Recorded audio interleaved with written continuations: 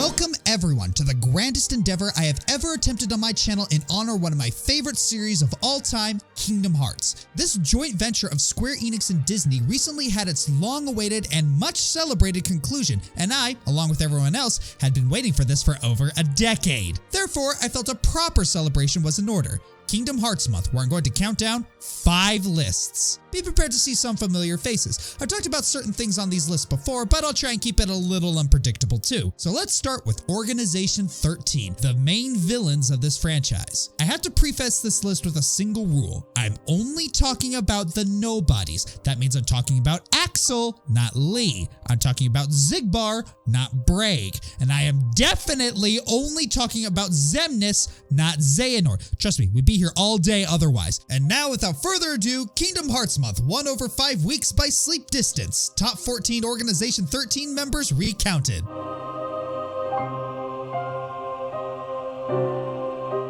Okay, come on in. We got Zexion. All right. Okay, there's a Soldin. Yep. Okay. There's Sykes. All right. Marluxia. Always good to see you. And Luxord. Hey, does anyone know a Luxord? Apparently he's on the bottom of the list. No one? What the fudge is Luxord? That's this guy's biggest problem. He's so forgettable. Backstory? Non-existent. Personality? Boring. Appearance? It looks like Eminem went crazy with a nail gun. When you have guys as ridiculous as the femme-fabulous flower fop and an emo-haired kid right out of a Panic at the Disco music video, then you get someone as plain as this guy. It's not refreshing. He feels like filler. Even in Kingdom Hearts 3, he doesn't make much of a name for himself. You know what? Here's a good question. Why was he not the main villain of Chain of Memories? The entire battle system was cards. How was this guy not the mastermind, or at the very least the power source? And his battle is... it's unique, I'll give it that, but still only feels like he was there just to have a 13th member. Cards are kind of an underused weapon and pretty interesting, but he doesn't use them to their fullest potential like other characters with a similar motif. It feels like they ran out of weapons. Oh, and his data battle. Okay, while I fully admit I hate Demyx's battle more, this guy's battle is probably worse. His desperation move is next to impossible to get the timing right, and if you blow it, you lose. I remember having to close my eyes and just hit the button and pray. When your battle relies on luck or meta exploits for you to be able to win, that's the mark of a bad boss. I don't care if it's optional. You can be challenging and still be a fun boss. There's really no excuse for this guy. Why does he exist? Oh wait, they technically don't.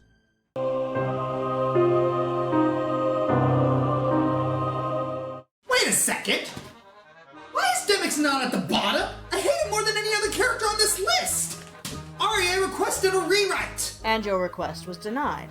What? Honey, it's your job to be fair and objective.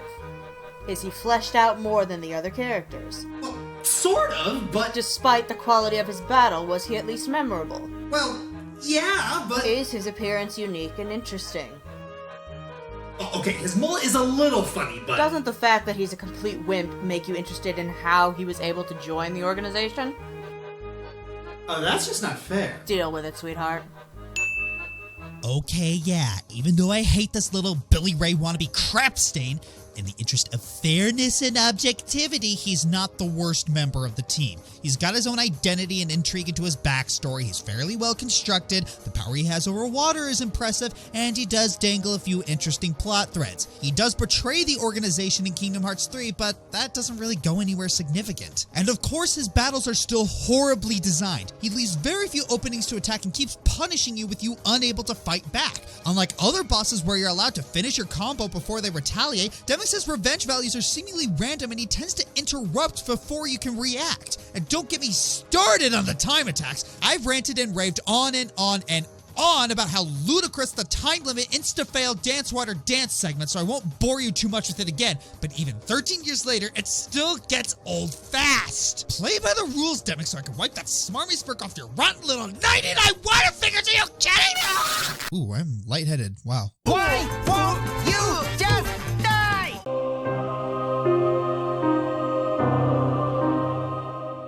Zexion suffers in the same vein of Luxord. We know absolutely nothing about him except for his underexplored bromance with Alexius, his luxurious hair that would make a 2016 kid weep in envy, and he's voiced by Tuxedo Mask, but that's about it. In terms of the story, he doesn't really do much. The schemer motif doesn't really go anywhere, and besides, the smart person role was already filled by the far more entertaining Vexen. His human form is a small role in 3, but again, I'd be breaking the rule to have that as a factor. This doesn't make him bad per se, but someone has to go right above Demix, so here he is. Zexion is the cloaked schemer, don't they all wear cloaks? And is rank 6 in the organization. He's a pure mage character akin to those games like Fire Emblem where they use books for their spells, and he is pretty cunning, if a little annoying. It even reflects in his battle in Reach Memories. He fights Riku in perma-dark mode by stealing his cards. This means Zexion is smart enough to circumvent the laws of Castle Oblivion and use the mechanics to his advantage using his lexicon of retribution. I'd be impressed if it wasn't so aggravating. Then there's his above-average battles in Final Mix, where instead of stealing your cards, he steals your friends and seals them in that freaking book of his, forcing you to attack the book and waste time you could be using to attack him directly. But his magical prowess is shown best when his HP gets lower and he pulls another mother and sends you to a pocket dimension. There you have to watch 3 circles of life and die for the blue one as soon as they come to a stop. Here's a hint, they circle around 13 times. Subtle. If you succeed, then you and your posse get a barrier and you can wail on the emo git. Not that one. If you lose, you get pelted with meteors. How the heck do you get meteors in a pocket dimension? His battle mechanics are interesting and pretty to watch, even if they're a bit annoying, and I wish they were attached to a more interesting character. You know what else was annoying? Zexion. Whoa, whoa, whoa, whoa, whoa, whoa! No smut on this channel!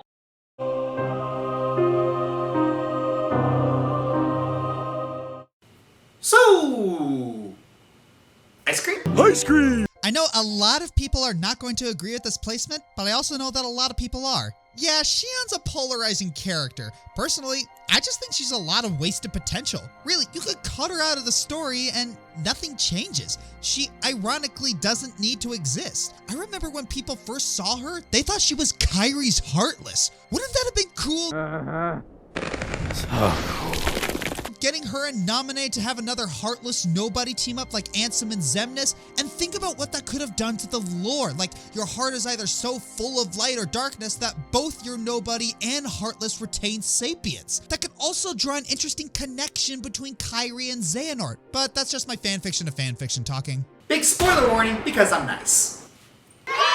Shion was created by Vexen to house Zora's memories so that he wouldn't ever wake up and foil their plans. And as more Sora's memories slip away, the stronger she gets and the weaker Roxas gets. Not only that, her appearance changes on whoever is looking at her, so hearing Shion's voice come out of Sora's body was weird. She runs away a lot, has several crises of conscience and personality, has to struggle with who she is, and there's so much angst that I can't quite tell if I love it or hate it. I know we're supposed to believe that she's good friends with Roxas and Axel, but occasionally the dialogue gets a bit tell don't show.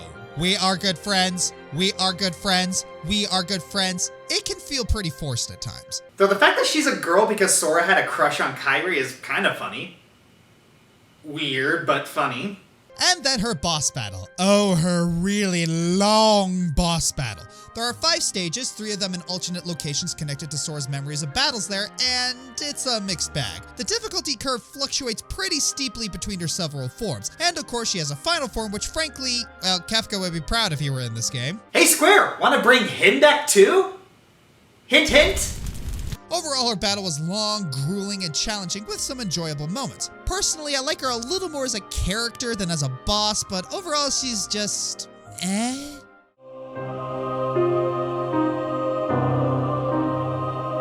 Did you know that Marluxia was originally supposed to be a woman, but given that both Marluxia and Lark Sheen were the rebels and antagonists of Chain of Memories, they changed him to be a male so that people wouldn't call them sexist. I mean, people kind of still do, but they certainly dodged a much bigger bullet. Marluxia is the graceful assassin, the reaper of the organization, and even with the bright pink hair and scythe, he looks the part. His motif is flowers, which normally signify life, right? Actually, the flowers that make up his attacks, sakura cherry blossoms, are symbols of death in Japanese culture. And his Scythe's English name, Graceful Dahlia, is possibly a reference to the Black Dahlia murder. And he looks like he just stepped off RuPaul's Goth Drag Race. Despite all of that, what knocks him down this far is that his personality is kind of bleh. It's really one note compared to others in Castle Oblivion. That unchanging face and that monotone voice just really kills him for me. I know they're trying to go for being cool and calm, but he sounds more like he's bored. I mean, I'm not asking for him to be Zhang He, but maybe Sima Yi at least? You shall soon see for yourself when we meet in battle. But his battles are what get him higher than the others. His fight in the Chain of Memories games really play up that whole specter of death thing with the teleporting. His legless forms are a bit annoying as it can become a waiting game for him to get within hitting range. And then there's his super duper form in the remake and wow, that's intense and cool. Why don't the other members have that sort of thing? Whatever. Without the cards, he's even more deadly, and his battle shows you exactly why he's the organization's assassin. He hits you with a more tangible and frightening health bar, one that you can't heal all the way. A number appears over you equal to your current level, and if you take that many hits, you die. Doesn't matter how strong those hits are or if you heal, if he even touches you that many times, you're gone. Wow, a sudden death elimination? Good one. If you're an insane grinder like me, this battle wasn't much of a problem. I mean, you had a lot of wriggle room because you were probably at least level 70, so you could tank 70 hits. But for those level 1 critical mode players... Perfect!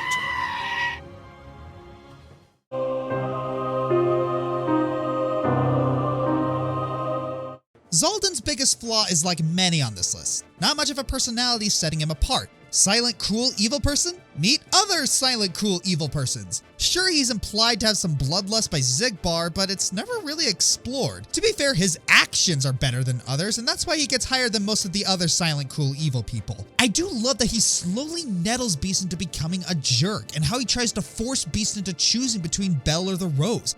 An emotionless doll forcing one of the most popular Disney characters to choose between his heart and his vanity? The whole concept is amazing! And it doesn't hurt that the situation gives both Belle and Beast probably the funniest moment in the whole series. Good one, Belle. Also, he really pulls out that dreadlocks and sideburn combo, which is nearly impossible to make work. And I oddly love his voice and that it can sound both slimy and smooth. She's scheming to take everything you have. This castle, your precious Rose, and then your life. A lot of people seem to hate his battle, where if you saw my Let's Play, I didn't really have much of an issue.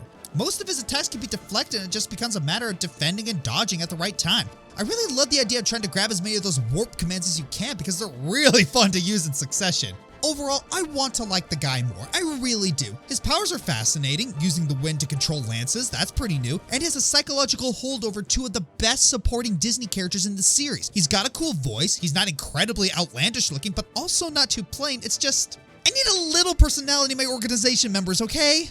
Which is weird because none of them should have any personality at all. Whatever, the series retcons itself every other game. Truer words were never spoken.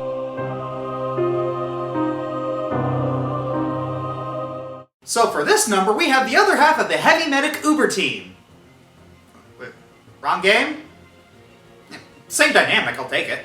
Alexius is supposed to be the strong silent type, and while that would be great in a cast of characters with big personalities for contrast, unfortunately you have several one-note boring personalities, some from the same game, so that kind of brings him down too. But what makes Alexius interesting is that he's a very simple character. In a good way, like you feel they intentionally tried to make him simple. He's got a very straightforward, direct warrior mindset, and he's the bronze to Zexion's brains. It also helps that fighting him is terrifying. When he knocks Riku clear across the room, you feel it. He lugs that giant tomahawk around like it's nothing, and boy, howdy does it hurt to be hit by it, especially in his data form. As his power level increases throughout the battle, his attacks throw more and more debris around. Many of his attacks can break through your guard and he can just walk up and grab you and toss you like a ragdoll. You just keep getting more and more scared by this guy, especially when he reaches 99,999 power. And this is to go even further beyond!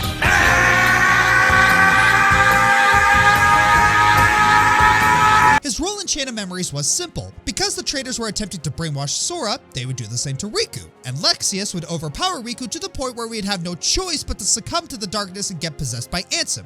And it works! Too well, as it leads to Alexius' demise at Ansem Riku's hands. But wait, if Xehanort set up Organization 13 to have 13 vessels, then why kill one of them? Also, why change Lex's death from the cruel enveloping the room in darkness to him just going out like a punk? Dang it, you went Star Wars Special Edition! Never go Star Wars Special Edition!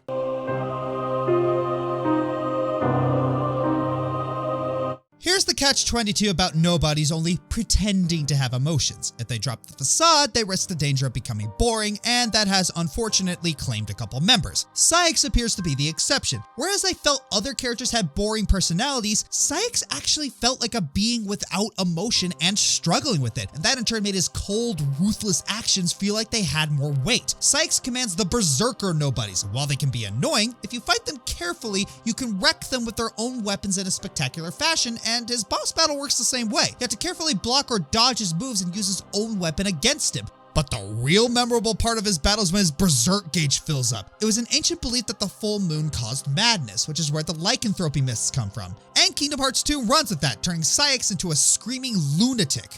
Oh, that's where that came from. I also really like his moon motif because it fits with his personality. When he speaks to you, he's calm, level, and cool, even as he philosophically cuts Sora down. When this guy spoke, I really believed the whole nobodies don't have hearts thing, but there's a dark side to his personality. Bubbling beneath the surface is an underlying sadism and rage. And when that rage awakens, boy is it entertaining! He starts slamming the ground with his giant claymore and unleashing enormous explosions, all the while screaming in a silly yet intimidating manner. He definitely leaves an impression, like whatever did that to his face. Sykes is one of the more well-constructed characters, and it's easy to see why he has assumed the unofficial rank of second in command. Gosh, that's confusing. But hey, that's Kingdom Hearts for you!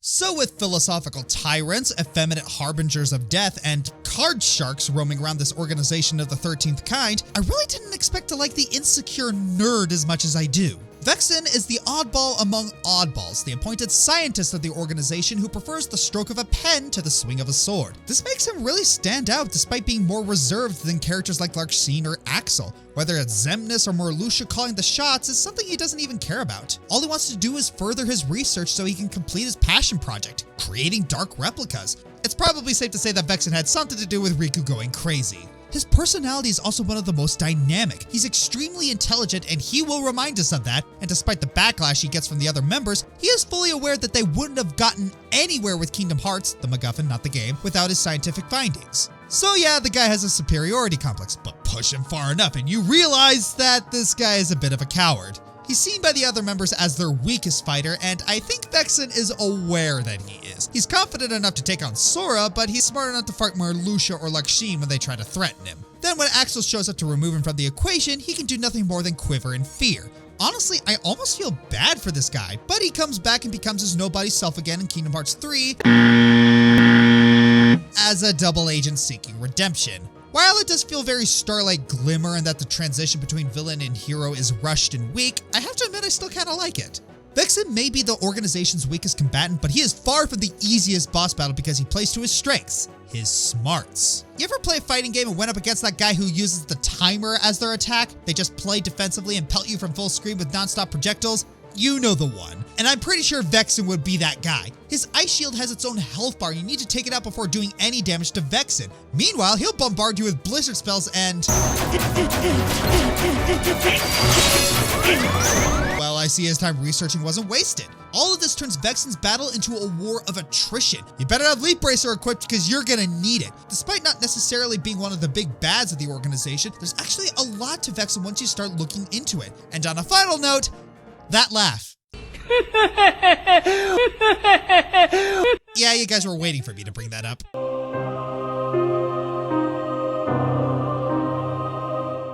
Is it just me, or do the majority of Kingdom Hearts games have a weird relationship with women? They're either damsels in distress or rotten apples. I mean, we have Aqua, but as far as female characters go, she's not fantastic.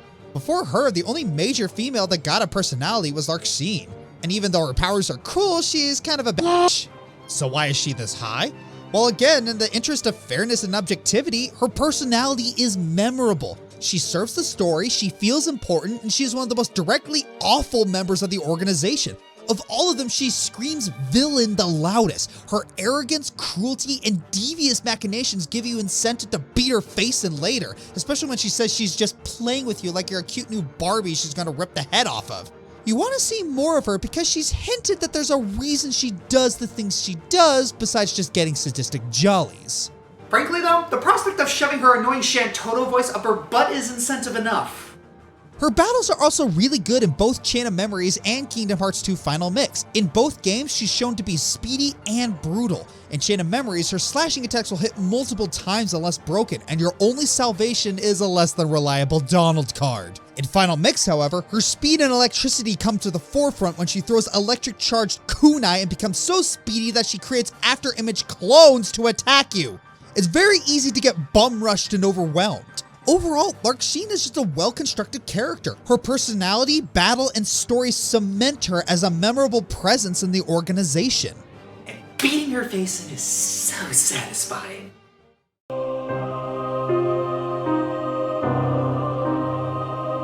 Snipers are fun in nearly any video game they show up in, whether they're stoically funny, cynically dour, or professionally sassy. The gun-toting assassins usually leave a great impression on the player. Xigbar the free shooter is no exception. He's a bunch of fun enigmas wrapped into one. He's intelligent, cocky, and nosy, but he speaks in a sort of surfer accent. His as-ifs could put Cher from Clueless to shame. As if. As if. Even though he's one of the original 6 apprentices and ranks second in the organization, he's not deemed as important as members like Sykes and Marluxia, who we actually found and inducted. He's often the one sent out on missions instead of the one doing the sending. Even so, he retains his sarcastic and genial personality, even though he knows everything that's going on. I almost want to hate him because he casually gives out spoilers when he taunts his foes, but I just can't help but like a guy who doesn't take things too seriously.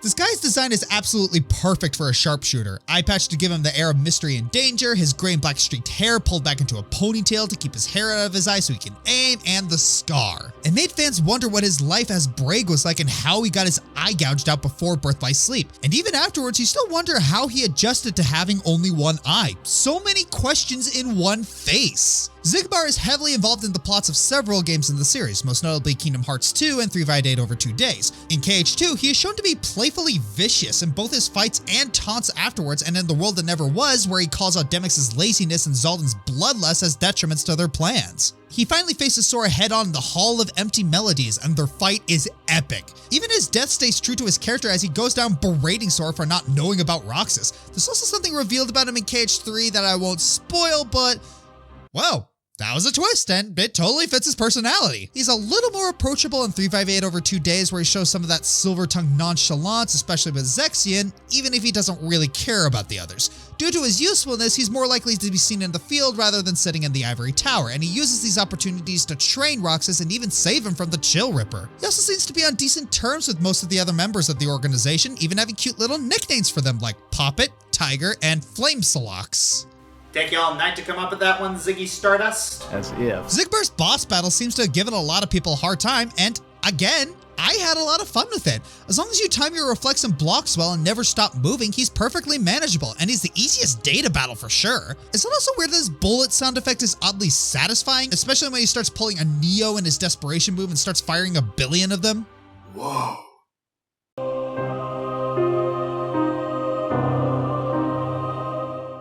What it is about the organization, but they either turn interesting characters bland or bland characters into some of the best in the series, and they shouldn't even do that. They're not supposed to have hearts or even exist. Roxas especially. Roxas is, well, there's Ventus.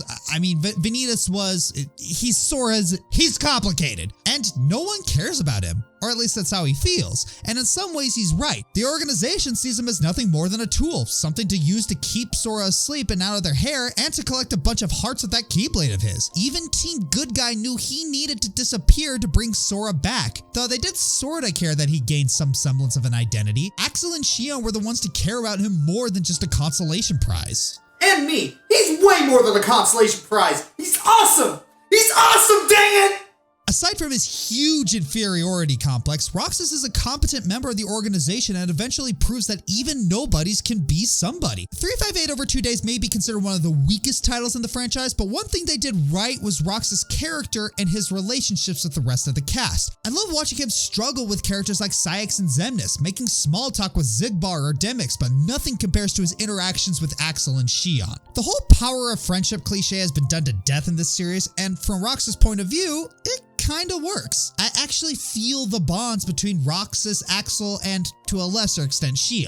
So to see it all come crashing down on top of Roxas is actually pretty heartbreaking. The scene where Roxas leaves the organization has been mean to no end, but seeing Roxas turn his back on the only friend he had left was really sad. Also, despite the extreme cheesiness after the fight with Sheen, it's still plain to see just how much emotion there was behind Roxas's words. And that right there is the key word.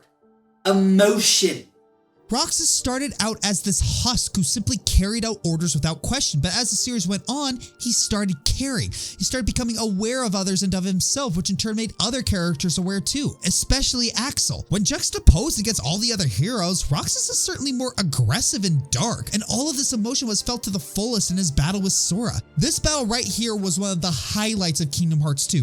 Taking on your fallen self while the other promise plays in the background, just all the feels, man. Roxas isn't too compelling on a surface level, but once you start analyzing his character, things get really interesting. There's a reason his theme is so sad. He's like a continuously kicked puppy. He's one of the most important characters, not just in Organization 13, but in the entire franchise.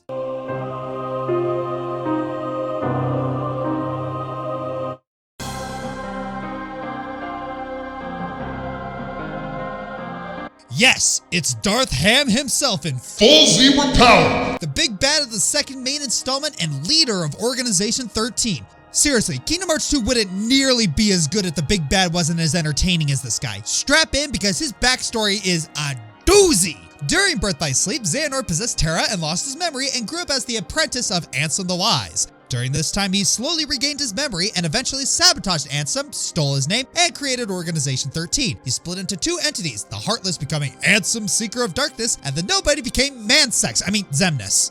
Being one of the very first sentient nobodies, the Megalord of Ham sought others just like him to recruit into the organization. His band of merry fellows want to find their hearts and feel whole again, including Xemnas, making him a complex villain doing awful things for a sympathetic reason. Until Dream Drop Distance destroys that motivation. Thanks a lot. One of his most admirable traits is how he has one of the best boss fights of all time in Kingdom Hearts 2. Chasing him down, cutting through buildings, crossing blades with him as he wields two badass lightsaber-like swords. I kid you not! Heck, his boss battle in Dream Drop Distance was super fun, and we all know by now how much of a mess that game was. While his fights dragged on longer than they probably should have, he'll have you on the edge of your seat the whole way as you try to cut him down to size. And of course, there's the beautifully piled on display of hamminess that would put even Shatner to shame. There may have been variances in our dispositions, but a number of us unquestionably showed signs of a burgeoning replacement. If he is to die so easily, he is of no use to us. As your flesh bears the sigil, so your name shall be known as that of a recusant. Weakness has the power to awaken that which is dormant. You had better check. Make certain the box's contents match what's on the label. Yeah, even when he's being serious, you can't not giggle at how whimsically stoic his voice gets. He'll get overdramatic, give long-winded speeches, have little outbursts of fake rage. Xemnas is a being without emotion, yet he believes that emotions like rage and hatred are the only ones that are important, so it kind of makes sense that he wouldn't be able to show legit emotions. So what may seem like lackluster voice acting feels more like contributing to a character out of touch with his real sentiments. Besides, what he lacks in emotions, he makes up for in spades with cunning, manipulation, sharp fighting prowess, ham, and full Zebra power!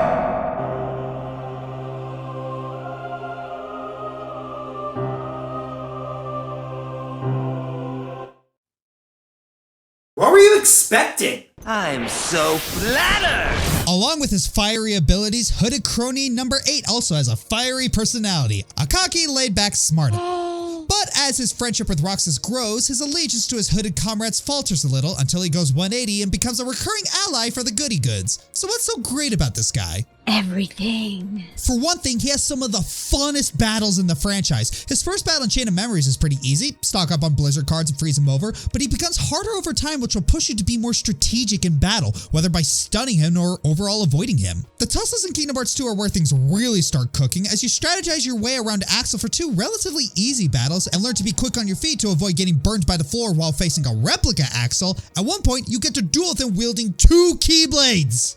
Look me dead in the eye and tell me that's not cool.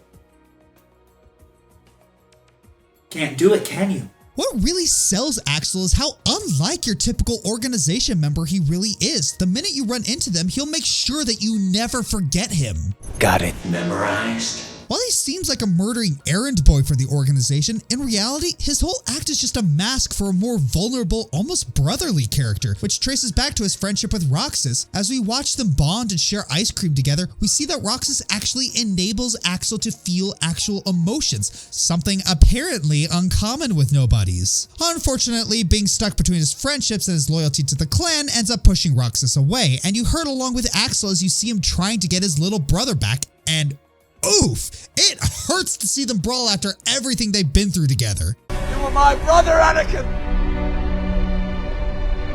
I loved you!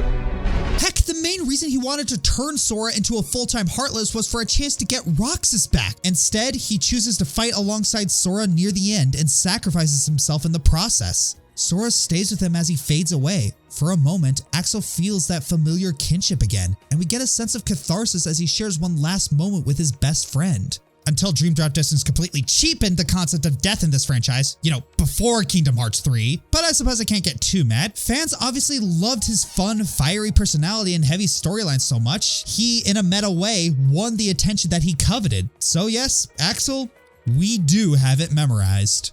I'm the Fiery Joker. See you next week. Cut!